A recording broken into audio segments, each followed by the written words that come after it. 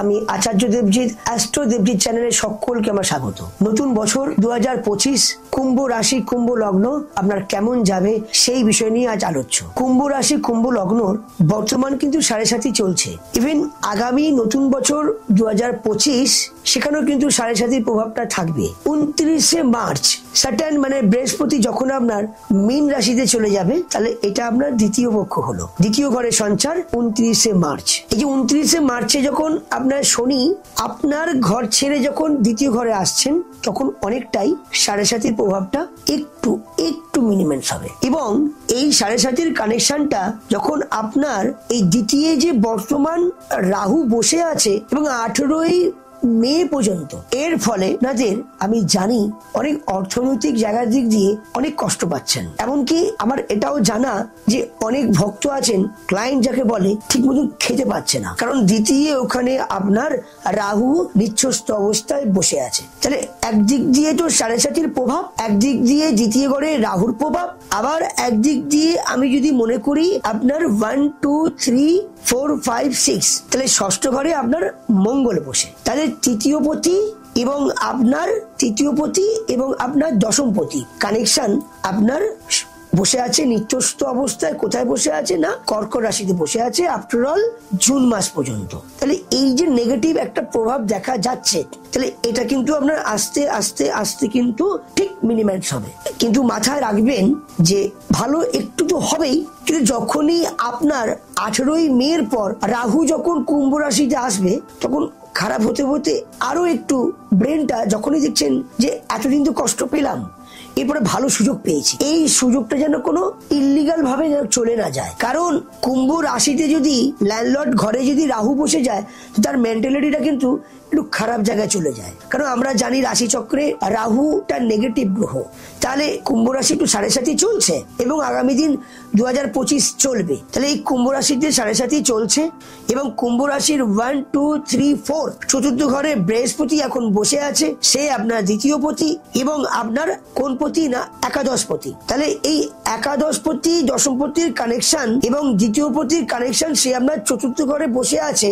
আগামী 18ই মে পর সে আপনার পঞ্চমে চলে যাবে বৃহস্পতি মানে জুপিটার। তাহলে এখান থেকেও কিন্তু আপনি একটা ভালো ফল পাবেন। কিন্তু আবার 18ই বাদ দিয়ে আপনার 18ই অক্টোবরের পর যখন এই বৃহস্পতি আপনার যখন কর্কট রাশিতে উচ্চস্থ নয় একদম হাই পাওয়ারে থাকবে, তখন আপনাদের এখানে কোন কানেকশনটা নিচ্ছে, তাহলে 1 2 3 4 5 6 ষষ্ঠ ঘরে বৃহস্পতি উচ্চস্থ অবস্থায় থাকছে। এর ফলে কি হতে পারে, এর ফলে গুপ্ত বিদ্যা, শত্রু থেকে যে ডিস্টার্ব ছিলেন এবং অর্থনৈতিক জায়গায় ভালো, এবং যারা খুব রোগে ভুগছিলেন তাদের এই রোগ থেকেও বছরের শেষের দিকটা না হলেও মানে অক্টোবর নভেম্বর পর থেকে অনেকটা ভালো থাকবে। তাহলে একটা কিন্তু মাথায় রাখতে হবে যে 7.5 যেহেতু চলছে, এই 7.5টা প্রভাবটা কিন্তু আপনাদের থাকলে কি হয়, পড়াশোনা, চাকরি বাকরি, ব্যবসা বাণিজ্য এবং সন্তান অবাধ্য এবং আপনার সাংসারিক জায়গায় সবটাই কিন্তু একটা ডিসপুট হয়। তাহলে যেহেতু এই 7.5 চলছে, তাহলে আপনাদেরকে একটু অ্যালার্ট থাকতে হবে।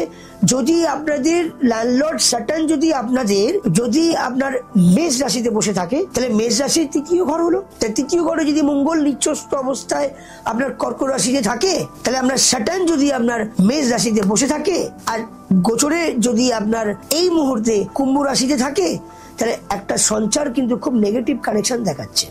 এবং ওই আগামী বছরটা মঙ্গলের বছর আর 2024টা শনির বছর। তাহলে শনির বছর আগামী 2025 মঙ্গলের বছর। আমরা জানি যে শনির সঙ্গে মঙ্গলের টোটালটাই অ্যান্টি। তাহলে যাদের জন্ম কুষ্ঠিতে যদি মঙ্গল শনি এক ঘরে বসে থাকে, কুম্ভ রাশি কুম্ভ লগ্ন আপনাদের উদ্দেশ্যে বলছি, যাদের জন্ম কুষ্ঠিতে গোচরে বা আপনার রাশি চক্রে যদি শনি মঙ্গল এক ঘরে বসে থাকে, তাহলে হঠাৎ করে অ্যাক্সিডেন্ট, বিপি বেড়ে যাওয়া, দুর্ঘটনা, হাই প্রেশার, সুগার লেভেল বেড়ে যাওয়া, এইগুলো কিন্তু একটা প্রবণতা দেখাচ্ছে। তাহলে মকর রাশি মকর লগ্নর যাতে আপনাদের ভালো যায় সেই বিষয় নিয়ে আমি ছোট্ট নতুন বছরের একটা নিয়ম দিচ্ছি। কি করবেন, যারা দেখেছেন যে 2024 2023 বিগত পিছিয়ে যান, খুব সমস্যার জর্জরিত, যাতে আপনাদের নতুন বছর ভালো যায় সেই বিষয় নিয়ে আমি একটা ছোট্ট মন্ত্র দিচ্ছি, এই প্রণাম মন্ত্রটা আপনি এভরি ডে করুন। আর আপনারা চেষ্টা করবেন শনিবার করে, এভরি ডে শনিবার থেকে শুরু করবেন এবং প্রতিদিন আপনার যে ওয়াশরুম আছে এই ওয়াশরুমটা এভরি ডে ওয়াশ করুন। সারাদিন তো কর্মের জন্য আপনারা ডেফিনেটলি দৌড়াচ্ছেন, তো এটাই আচার্য দেবজিদের হিসাবে একটু মেনে চলুন না।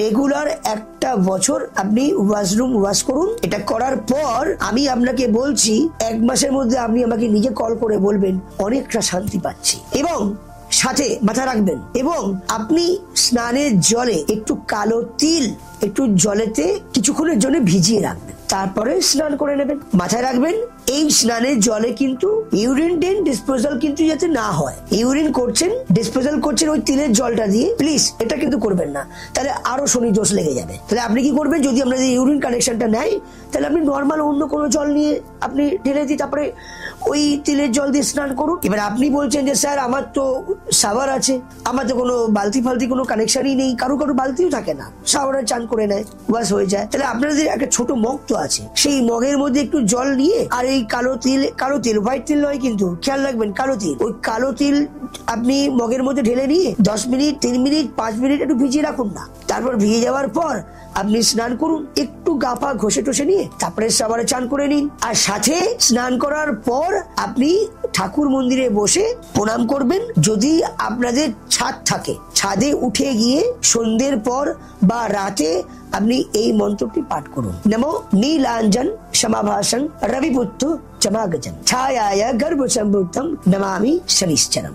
নমো শনিশ্চরায় নমো, নমো শনিশ্চরায় নমো, নমো শনিশ্চরায় নমো। এই মন্ত্রটি ইভিনিং এর পর আপনি কাজের পরে এসেও করতে পারেন, সকালবেলা এমনি স্নান করে পুজো করে চলে যান, কিন্তু আপনি সন্ধ্যের পর এই মন্ত্রটা যদি আপনি প্রয়োগ করতে পারেন, বা আপনি বলছেন যে না স্যার আমি তো সন্ধ্যাবেলা রাত্রিবেলা কাজে আসি, তো কি আছে তা, কাজ থেকে এসে গা হাত পা একটু ওয়াশ করে একটু পরিষ্কার করে পুছে পাছে নিয়ে তারপরে আপনি ছাদে চলে যান, খোলা রাস্তায় চলে গিয়ে কয়েক সেকেন্ডের ব্যাপার তো একটু মন্ত্র পাঠ করে নিন। শনিবার নিরামিষ আহার করবেন, শনিবার নিরামিষ আহার করবেন, শনিবার চেষ্টা করবেন একটু শনি মন্দিরে পুজো দেওয়া।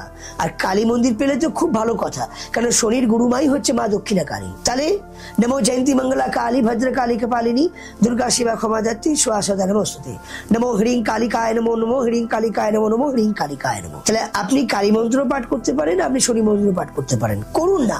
মায়ের পাঠ ভগবানের পাঠ যত করবেন তাতে ক্ষতি কোষায়, ভালো হবে তো। কিন্তু মাথায় রাখবেন যাদের সার্টেন যদি নিচস্ত অবস্থায় থাকে তাহলে তাদের ফল কিন্তু ভালো পাওয়া যাবে না। আর যদি মনে করেন যে আমার সঙ্গে যোগাযোগ করবেন, স্কলে নাম্বার তো যাচ্ছে 9903854445 8582829399, এই দুটি নাম্বারে আপনি যোগাযোগ করুন এবং ফলো করুন, শেয়ার করুন, সাবস্ক্রাইব করুন।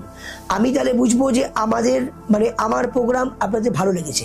আমি তো আপনাদেরকে ভালো রাখার জন্য, আর আপনারা আমাকে এত ভালোবেসেছেন। আমাকে বহু ব্যক্তি বলেন যে না আপনার ভিডিও খুব সুন্দর হয়, আপনার কথাবার্তা খুব সুন্দর, আপনি এভরিডে আমাদের মঙ্গলের জন্য রাশিফল দিচ্ছেন, আপনাদের মঙ্গলের জন্যই তো। আমি প্রতিটা অমাবস্যায় তারাপীঠ মহা শ্মশানে, যেহেতু আমি তান্ত্রিক এবং অ্যাস্ট্রোলজি এবং বাস্তুবিদ, আমি নিজে বাস্তু ভিজিট করি, আমি বাড়িতে গিয়ে বাস্তু ভিজিট করি, এবং যাদের আমি যেতে পারি না তাদের জন্য ভিডিও কলে আমি বাস্তু ভিজিট করি, ভিডিও কল মারফতে বাস্তু বিচারটা করি। যারা অনেক দূরপাল্লায় আমার ক্লায়েন্ট আসতে পারছে না এবং তারা অসুস্থ, তাদেরকে আমায় বাঁচাতে হবে, তাদের উদ্দেশ্যে আমি টোটালটাই ভিডিও কলে আমি বাস্তু চেকিং করি।